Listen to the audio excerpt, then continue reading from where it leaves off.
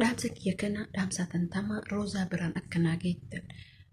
Viidiyoo kiyya kana Roozaa biraan nagaa please isin hundi keessan viidiyoo kana Roozaa biraan nagaa. Roozaa maal hojjetaa jirti kan jedhu waliin ilaalla jechuudha. Roozaa maalirra jirti? Roozaa maaliif dhifama? Roozaa maalirra jirti? Akkasuma mootii Roozaan fi Muktaar yeroo jalqabaaf kan gaa'ela waliin ijaarachuu hedan amma Roozaa maal keessa jirti? Maalirra jirti? Hojii Roozaa maalii kan jedhu waliin ilaalla. Roozaa jechuun intala jabtuu, cimtuu, dubartii gaarii, beektuu, hayyuudha kan jedhamtu iseedha jechuudha. Fakkeenya dhalaa kennaa taate garuu immoo achi keessatti miidhaa kan nuti fiddu ta'a jechuudha. Miidhaas qaba, gammachuus qaba wanni isiin hojjettu. Wanni isii dinqisiifadhee viidiyoo kana hojjechuuf na kakaase keessaa hammam sammuu isii cimaa ta'e, hammam onneen isii jabduu taate, hammam isiin obsituu intalaa taate. Yeroo ammaa kana keessatti dubartiin takka dhiira tokko jaalattee erga addaan baatee dhayxee gargaaruu dhiisatee nasbee isa baasuuf kan deemtu. Isin immoo intalti beektuun gaarirraa yoo dhalatan gaarii mataan isin haqatu. Wanni viidiyoo kana hojjedheef dhugaa Roozaa baay'ee dinqisiifadha. Baay'ee tokko jaaladha jechuudha. Hojiin isiin hojjetaa jirtu akka namoonni odeessan sanii miti jechuudha. Hojii gaarii, hojii bareedaa, hojii namatti tolu. Muktaarin cina hiriyoota mucaan kun maaliif kana gooti isinitti fakkaata? Ani duraanuu hiriyaa kiyya ture. Carraadha hireen kiyyaaf ka isaa walitti hin dabalamne ka jettu bira dhaabatte. Garuu dhiibbaan isiin nurratti godhaa jirtu immoo tokko qofa jechuudha. Namoonni hundi akka isii kanatti obsa qaban. Anas ta'e obsa qabu. Garuu waa tokko bichaan akka harkaa dogongorte. Waa hundaanuu bira dhaabattee waa tokko bichaan harkaa dogongorte. Assalamu alaikum warahmatullahi wabarakatuh. Hordoftoota fi kabajamtoota Muna 24 akkam jirtu nagaa keessa dhufe yaada. Viidiyoo kana laayikii gochuu, subscribe gochuu, komentii barreessuun yaada keessan na qaqqaba. Akkuma beekamu har'a viidiyoon ani qabadhee isin dhufe waa'ee Roozaati. Roozaan hayyuu beektu intala gaafa taate, intala obsa qabdu, intala aqlii qabdu, intalli gaarirraa dhalattis har'as taanaan boruus taanaan gaarii taate beeku. Roozaa jechuun nama baay'ee dinqisiifadhu, nama jaaladhu, hamma isiin obsa qabdu. Otoo dhalaa biraa taate dhiira tokko jaalattee gargar baate yookiin himmootiyyuu dhiirri sun isee dhiisee isirratti gaafa fuudhe waa godhuu fi dhiisaa, dhayxee bira dhaabbachuu dhiisaa, qe'ee isaanii dhaquu dhiisaa, nama san ajjeesuuf karoorfatti. Dhalaan jechuudha. Roozaan kanuma hundumaa bishaanitti naqxe. Mucaa kana wanni isiin bira dhaabbatteef nama kan har'an baranne. Ka hojii diraamaa dalagaa turan, ka yeroo dheeraa wajjin turaniif hiriyummaa keenyatu caalaa. Hireen xiyyaafte rabbi walitti nu katabne ka jettu Muktaar. Wallaahi laziin maashaallah tabaarakallah harka seedha jira. Ammallee rabbiin beekumsa dhuma hin qabne si haa kennu. Tante immoo oluma inshaallah bismillah. Maaliif dubartiin obsa qabdu wallaahi laziin dubartii jechuun dubartii obsa qabdu beekama. Dubartiin obsa qabdu waa hundumaa bishaan itti naqxee bira darbiti. Dubartiin obsa hin qabne waan hundumaa kirbeet itti naqxee bira deemti. Kirbeet itti qabsiiftee bira deemti. Roozaan dubartii obsa qabdu. Ammallee risqeetii rabbiin si haa baasu. Hireen ta'e olii malee gatii miti. Rabbiin ka diinee qabu, ka imaana qabu, ka makiinaa qabu, ka viillaa qabutti rabbi si haa qabu. Onnee ta'e tan arga rabbiin jechuudha nuti sin agarra. Hojiin kee immoo baay'ee nu boonsee jira. Wanni tokko ati na harkaa dogongorteetu jira. Waa hundaa godhuu keetitti baay'ee gammade. Muktaar cinaa dhaabbachuu keetitti baay'ee gammade. Hiriyoota kee wajjin. Waa tokko ati na harkaa dogongorte qe'ee warra Muktaar dhaquu akka na harkaa dogongorte beeki. Maaliif yoo jettan obboleeyyan kiyya. Silaa Roozaan hayyuudha, beektuudha. Waa hundaa hojjettee jirti. Waan hundaa dagattee jirti. Roozaan guyyaa sargii Muktaar dhaquun isii immoo nan gammachiisu. Waan feetan naan jedhan, waan feetan naan jedhan. Waan jedheef qaba. Isiin dubartii hiree eeggatti. Isii ija meeqa achi itti dhufa. Ija meeqa itti bu'a. Bar intalli suni ta'inni ta'isa ta'oggatantu tanatu isiidha. Dubartii hin beektan jechuudha. Dubartii biyya keenya dubartii biyya keenyaan beekta bar intala dhookatan san yoo bakka waa hedduu isiin jedhan jechuudha. Silaa Roozaa utoon si bira jiraadhe waa hundaa gootee fi takkittiin harkaa dogongorte qe'ee warra muktaarra guyyaa sargii dhaquu fi gonkumaa qe'ee warra muktaarra dhaquu qabdu. Ati beeytuudha hayyuudha. Wallaahi ati beeytu intala beeytu keessallee aakiraati. Rabbiin waan hundaa si beeksise. Garuu namni hin dogongora waa tokko dogongorte. Achi dhaquu san guyyaa sargii san dhaquun sun wallaahi dogongora guddaadha. Kuni maaliif yoo jettan ani jibbaa muktaar qabuudun taane isii tanatti ija meeqatu itti bu'aa. Nama meeqatu isii bari intalli sun tanaa sunu mucatti matanaa yoo wayii dhufte jedhanii gorsuu danda'a mucatti amaniitii muktaar tanaa yoo jechuudha. Maaliif namni keenya keeree yaadu abadan. Eeggadhu intala akkanaa intala akkasii wallaahi hin jedhanii. Roozaan tanan harkaa dogongorte. Saniin achi waa hunda goote hundumaa waan dalide hundumaa wallaahi baay'ee nugama jedhe. Fakkeenya nu taate. Maaliif yoo jettan namni tokko nama tokkoon gaafa wal dhabe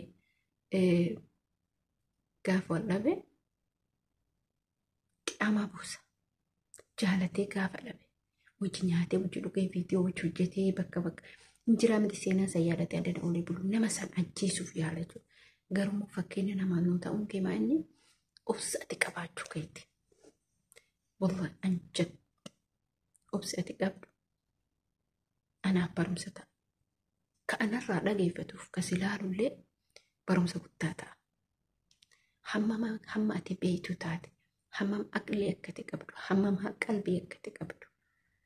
Akkuma jenne takkittiin dogongoramte waan hin deebineef darbee jira. Silaa achi dhaydhu ture. Silaa ija uummataa san dura dhaabattu ture. Namni waan fedhe seen jechuu danda'a. Ati keessa kee of beektaa, hojii kee hojjettee, kennaa kee kennite of beektaa. Garuu qe'ee san dhaquun sun natti ulfaate. Jibbaa muktaariif otoo hin taane siifi. Sihii achi dhaytee ijji meeqa sitti buutu. Kana garaan nyaate malee ani hojiin kee itti gammadee jira dhibbumaan dhibbatti. Dhibbumaan dhibbatti ani wallaahi dhasii dura karaa miidiyaa isaatirraa waan battee bakka miira keessa galte ani meseejii wayii barreessee jira. Nama barreessee ture. Si qaqqabu baatus hiriyoota keetii keessan jechuudha. Maaliif obboleen kiyya isiin baduu isiitti immoo baay'ee tokko natti dhagame. Garuu isiin alhamdulillah rabbil aalamiin kanuma hundaa kanuma asirraa achi qaa'ee as qaa'ee burcinii laayidhee buufnuu kana keessa hin jirtu. Nasiiba qabdi. Wallaahi mucattiin nasiiba qabdi. Maashaallah tabaarakallah. Rabbiin umrii si haa dheeressu. Rabbiin immoo tuyyuu wallaahi hireetee si haa baasu. Rabbiin riskitee si haa banu. Durumaa siin kan muktaar caalu rabbi si haa hedhu. Maaliif siif isa carraa keessanii wanni godhaman jiru. Kanaaf obboleen kiyya mee maal Roozarraa barattan? Ani waa hedduurraa baradhee jira, waa hedduu si argee jira. Isinuu maalirraa barattan mee? Maalirraa barattanii hamma ammaa kanatti wanni isin isirraa barattan jira? Roozarraa wanni barattan maal fa'a? Ani kootti hedduu tokko waan gammachiiftee waa hedduu isirraa baradhee. Maaliif wallaahi nama gaarii, nama aqlii qabu, nama beektu jechuun bakka nama keessi kanam wallaahi dasii maashaallah tabaarakallah. Otoo anuma akka taatu taate fakkeenyaaf nama tokko jaaladhee dhabee argama nama saniin fedhu jechuudha. Maaliif bakka yeroo isa argu fakkeen nama tokko jaalattee yoo dhabdee utuma waliin boliin innis dafee fuudhee sitti dhagama miira keessa galta. Ani maalii ka jettu jechuudha. Garuu isin immoo maashaallah tabaarakallah isin jedhee jira. Maaliif obboleen kiyya ilmi namaa kun akkuma bifti garagara mucattii san rabbiin bifa sisii bareeche keessa sisii bareechis haala amala sisii bareechis maashaallah tabaarakallah. Wallahi Roozaa bareetti addunyaa akirallee rabbi si haa bareechu. Way odoo viidiyoo kee kana dhageeffatte way du'aayi ati naa gootu. Du'aayin isii godhuma du'aayin ati naa gootu sila ajaa'iba. Gaafa tokkoof immoo viidiyoo kee kana dhageeffachuun kennu turii dafii. Yoo lubbuun kan jiraannu taate viidiyoo kee dhageeffadhee naan jechuun kennu. Galata naa galchuun kennu. Kanaaf obboleen kiyya Muktaar bakka gammaddee bakka rabbiin sargii kana ittiin si ga'ee iddoo takka sii gammannee iddoo takka bakka waan jedhamu qabu dhugaa rabbii dubbachuuf baay'ee tokko gammade akka waan sargii obboleessa kiyyaati maaliif bakka mucaan sun keessi isaa miskiina nasiiba deema sirriitti miskiina kanaaf iddoo takka itti gammadee wallaahi sargii isaa jechuuf ashollee jechuuf jirraa ashollee taphachaaf jirraa. Buxuulaa maamaa akka jala akkas dhiitanii sanii sun duraan inni amma immoo nama guddaa taanee jirra. Yeroo buxuulaa sanii buxuullee jirra. Buxuulaa ammallee hin daganne dubartiin biyya keenyaa ammallee hin daganne hin buxuulte jechuudha. Haa buxuulanii kanaaf inshaallah nuti illee sargii isaatirra qophiirra jirra akka gaariin simachuuf akka gaariin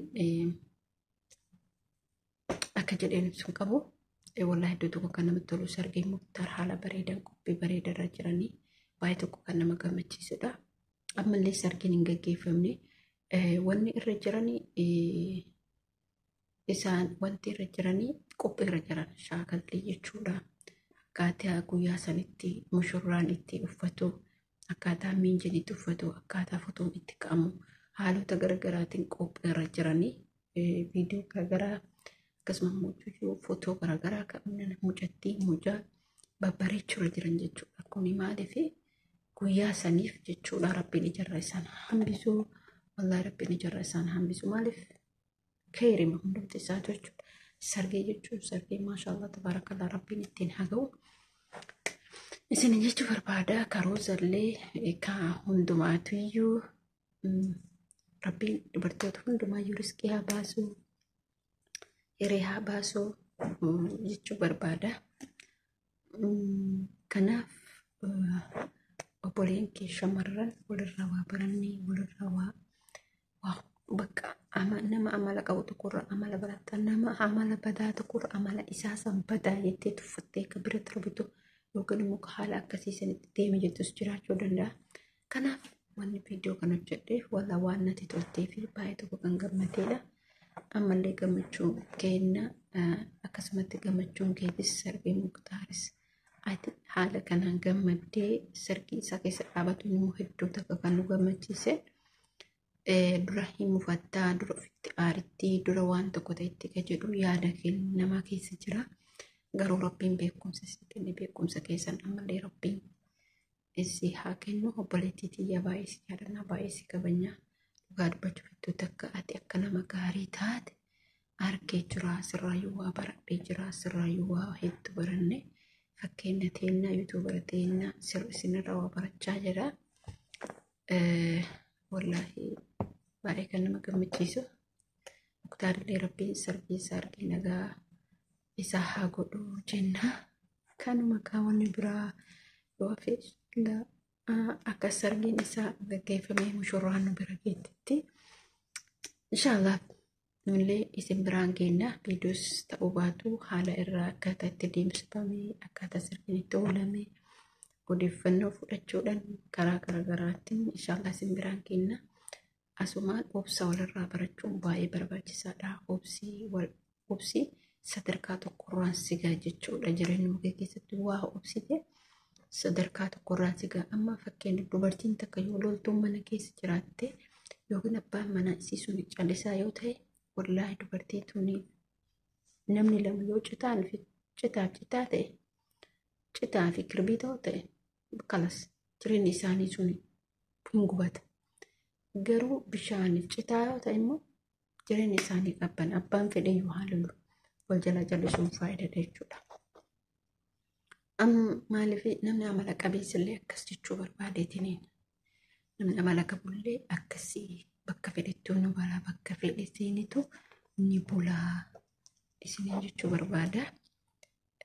Kanaaf Video kana like, share, subscribe godha. Please comment barreessaa yaada keessan ibsadha. Kanaafuu